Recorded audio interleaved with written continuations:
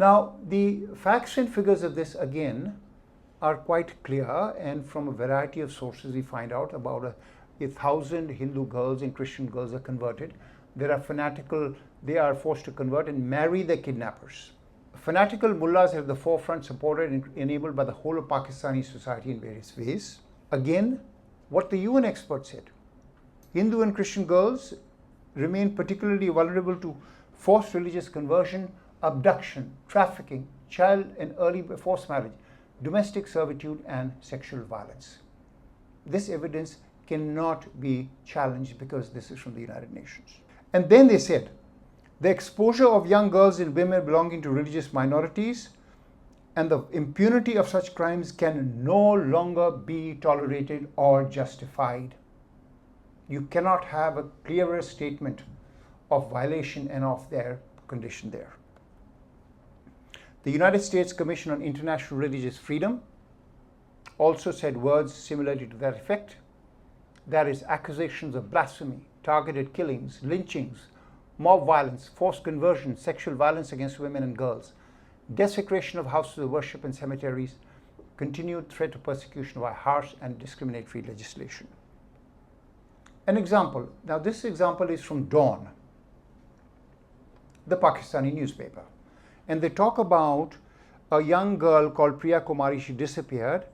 And she disappeared when her father, we have to call it a syncretist Hindu, he was distributing sharbat to Pakistani, to Muslim mourners. So she disappeared. And they said that it's a curious case. For one, she disappeared from a place that was thronged with hundreds of people, yet reportedly the police found little by way of evidence or even a witness. Now, why no witness? Why no witness? Because there is silence on behalf of the community when things like that occur. Nobody has stepped forward to say, I saw this little girl being taken away. There is complete silence. There is complicity. There is no other way when one can draw any other conclusion except for the fact that there is either complete indifference or there is tacit approval of this kind of acts. So Dawn found fault with the incapacity, dysfunctionality, discomfiture of the entire criminal justice system, the law, the police, investigation, persecution, adjudication. In other words, the little girl has absolutely no chance when you have the entire state machinery decked against her. And not only that, even the society. And then, are there any efforts to improve the situation? People have tried, have failed. Again, a Pakistani newspaper reported, last week in a shameful capitulation to religious fanatics, the Pakistan People's Party rejected a proposed bill in the Sindh Assembly against forced conversions. And then, the paper says, what religious freedom means is currently what the fanatic believes it should mean. Now, we come to another very insidious and very dangerous aspect, and that is what is taught in schools. It is very important because children have plastic minds. The value, which is the values and the thoughts and the worldview and the facts which are implanted in their brains when they're young, carry on with them for the rest of their lives. So let's see what is taught in Pakistani textbooks according to, again, independent sources. A seminar in Peshawar concluded the school curriculum has fomented hatred against the minorities of the country. The Sikh leader attending the event, Sardar Charanjit Singh, said, minorities are treated like stepchildren and ignored on every platform. There was a study which was of 100 textbooks in grades 1 to 10, which was conducted, and this is what they found, that is prejudice and intolerance of Hindus and other religious minorities. Most teachers believed that non-Muslims are enemies of Islam, that religious minorities are portrayed as inferior or second-grade citizens who have been granted limited rights and privileges by generous Pakistanis for which they should be grateful. Hindus are repeatedly described as extremists whose culture and society is based on injustice and cruelty, while Islam delivers a message of peace and brotherhood, concepts portrayed as alien to the Hindu. Historic revisionism seems designed to exonerate or glorify Islamic civilization and to denigrate the civilizations of religious minorities. Islamic teachings and references are commonplace in compulsory textbooks, not just religious ones, meaning Pakistan's Christians, Hindus, and other minorities were being taught Islamic content. This is the result of an empirically based study of 100 textbooks in all the 4 provinces of Pakistan. Now, what is taught in school curriculums is never an accident. School curriculums have to be decided very carefully. They have to be written. Every word is weighed. What goes in and what goes out is important. Once they are written, then they have to be given to authorities to approve them. And they have to be finally signed off by political authorities. So when you have textbooks which demonstrate such a lot of virulence against the minorities, it is not unreasonable to conclude that the entire power structure is aware of this and approves of this mainstreaming of hatred in people's minds. After having sown hatred, after having taken away the women, it continues.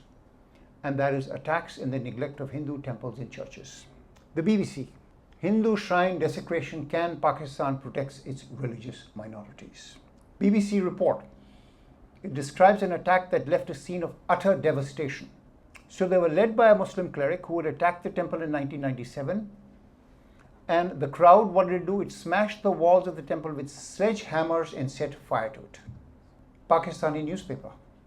Once populated with temples, only traces of Hinduism remain in Laki. Pakistani newspaper. Pakistan's crumbling Hindu heritage, our shared culture and responsibility. Now here's a very interesting thing. There is a small section of liberal Pakistanis who are not very happy at this development and consequently try to fight for the minorities. I salute them. I salute them obviously, but at the same time it's a small sliver of people who do that.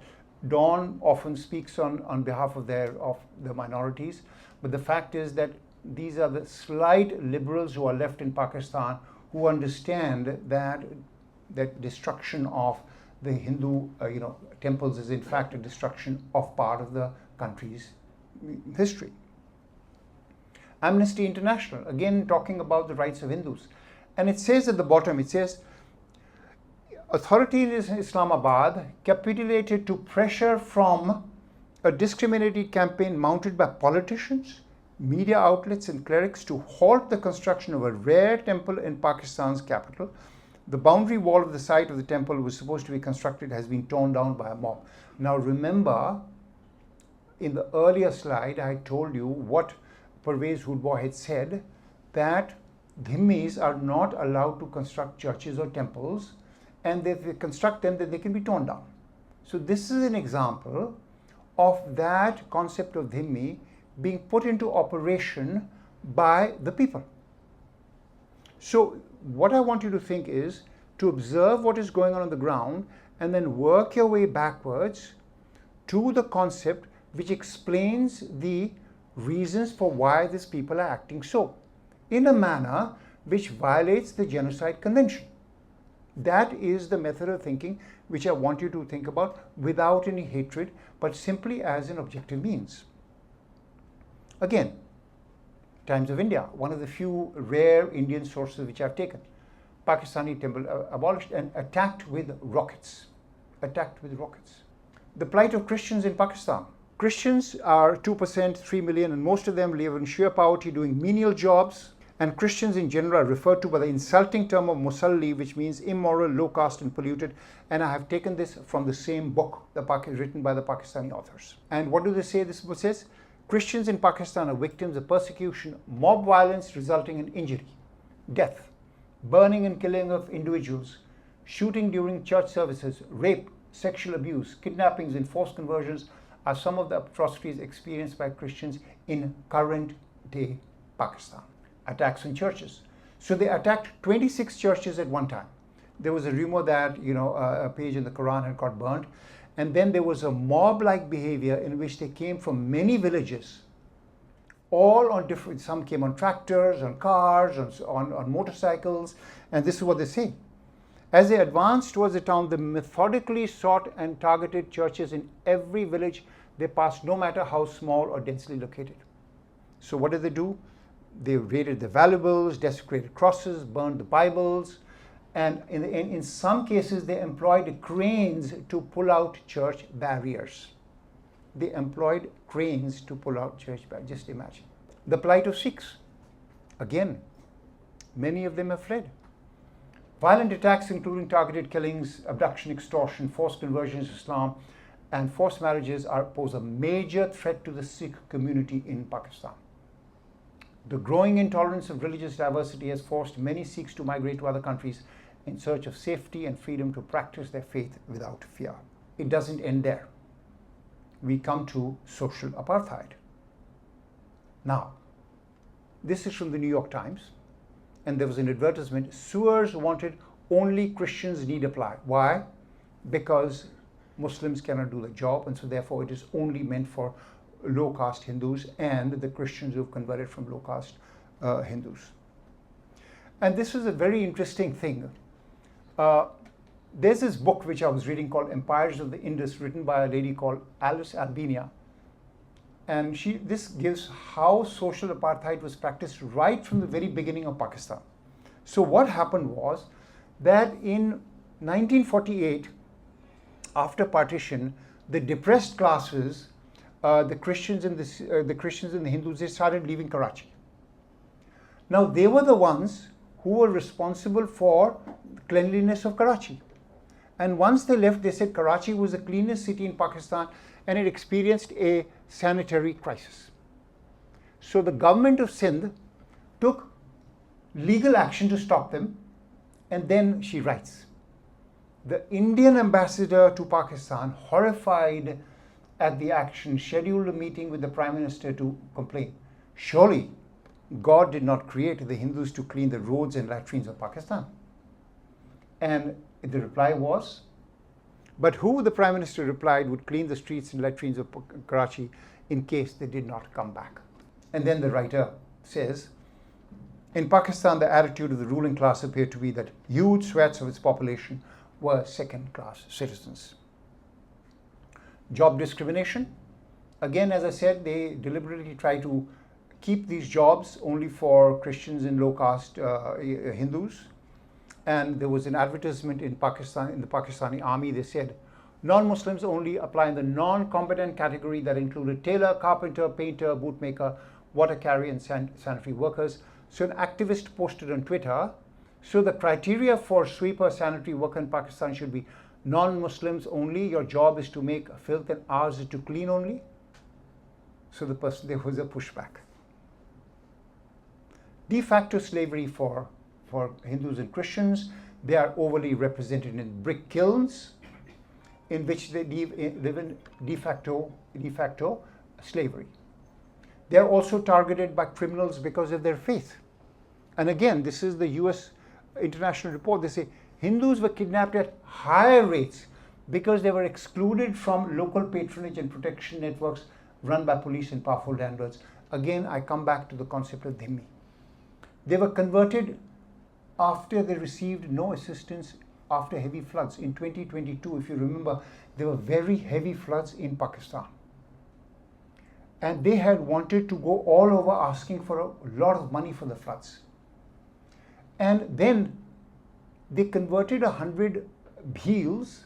Why? Because they were not getting assistance because they were Hindus. And it says, influential local politicians and religious leaders offered Hindus food and financial assistance for converting, as most received no flood assistance from authorities and faced discrimination in relief and rehabilitation activities.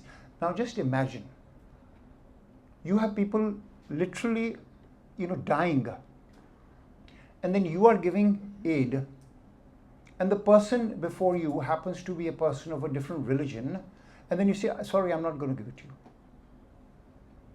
Now, this conversion, do you think it has anything to do with God, or it is a fraudulent act? And I think that the persons do this are seriously ethically challenged, in my opinion. Poor and desperate Pakistani Hindus accept Islam to get by. Forcible evictions because of their faith. Now churches, temples, gurdwaras, they also have land around their gurdwaras. So therefore, they're also land mafias real estate developers, they try to grab that land in cahoots with the authorities.